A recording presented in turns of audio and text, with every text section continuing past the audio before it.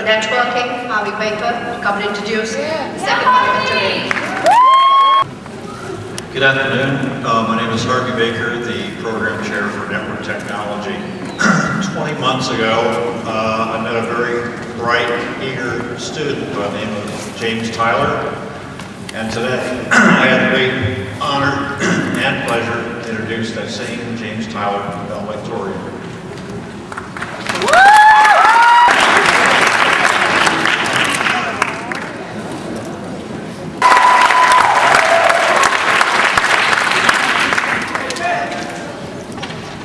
Only the bill collectors call me James.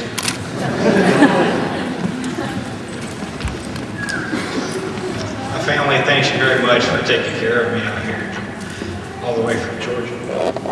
It's okay, James. We love you.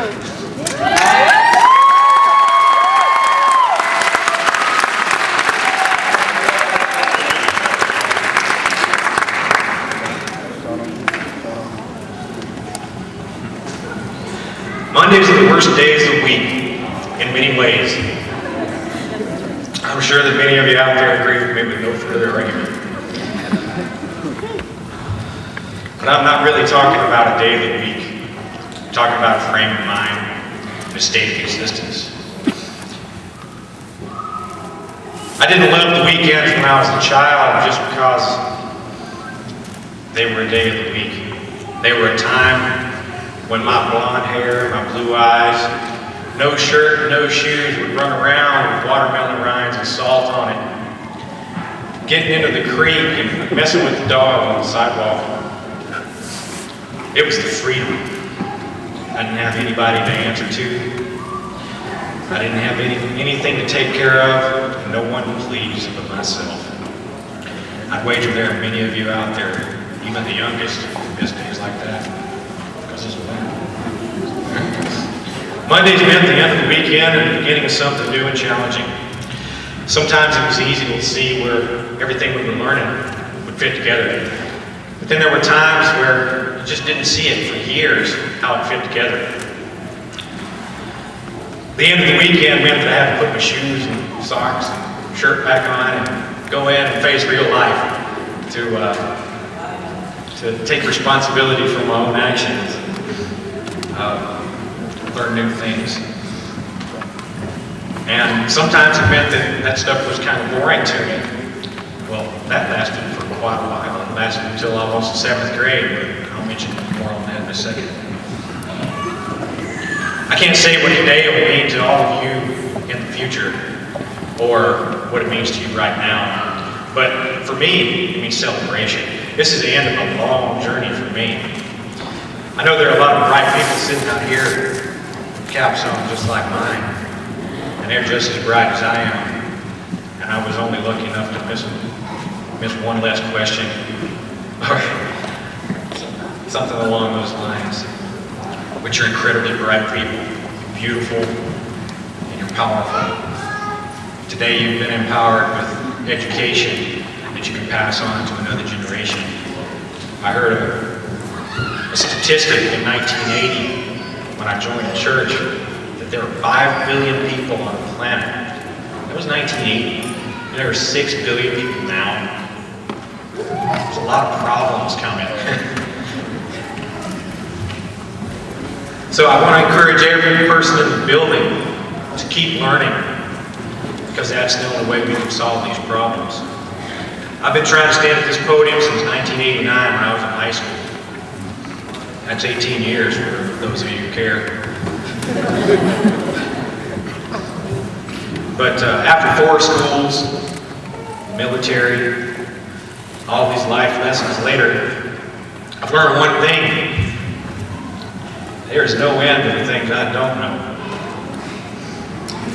There's so many things that I haven't seen or experienced or heard of that we need to learn and pass on to the next generation. So I want to tell these 2 quick stories to hopefully inspire you to do this. Mr. Holder was a substitute teacher for me in the 7th grade, and he was notorious for going off topic. Notorious.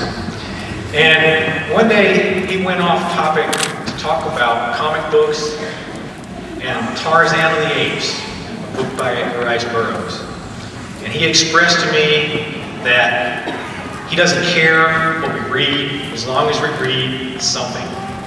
If you feed your imagination can learn anything. And I took that to heart. As a matter of fact, when I got home that evening, there were 3 comic books waiting for me on the table. I took it as a sign from God. I went on to collect over 8,000 comic books, a room full of books, and I started writing everything that came to my mind. And now I've got a whole storage unit full of this stuff right here in California. When I moved here, I had nothing. 4 boxes of comic books and a couple of bags of comics. A couple of bags of clothes. And that really shows that I took it to heart. Now the second story is similar. It's about how I came through the doors at Brooks College. When I left the military, I had the GI Bill hot in my pocket, and I came to California with nothing planned. I didn't have anywhere to live. I didn't have a car. I didn't even have a school to go to yet. So my friend Sean Soria, who I met after Iraqi freedom, he convinced me that Silicon Valley was the place to go if you want to learn computers. So that's where I came, a little more than promise. About a month passed, I found a place to live with Lois, who was sitting out back there. Great place to live. And he called me to say that I had to meet somebody. And I knew when I saw him face to face, there wasn't a chance I was going to get out of this conversation with this man without a fight with my friend. So I went ahead and talked to Harvey Baker. And after about 5 minutes of hearing what Harvey had to say about the school here at Brooks College, I heard every word I needed to hear.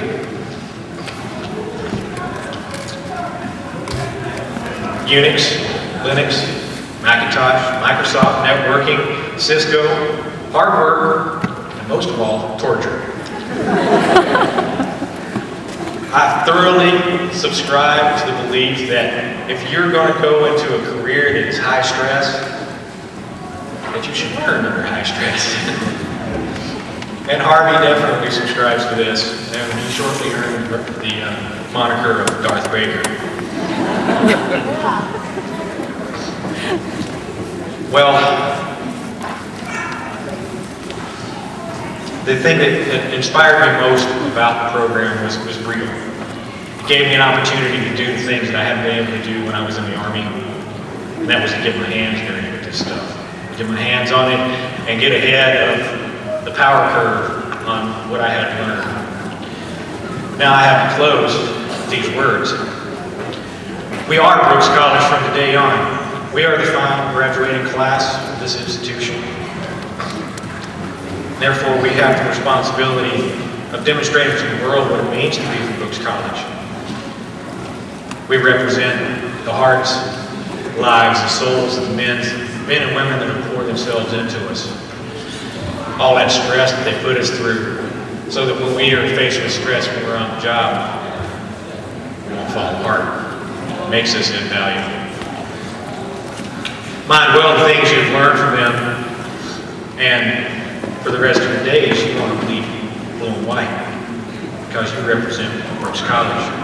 When you come up these steps today and you pick up a diploma, you put down some of the things that you used to recognize as part of your weekend, pick up something bigger, the responsibility to take on the world.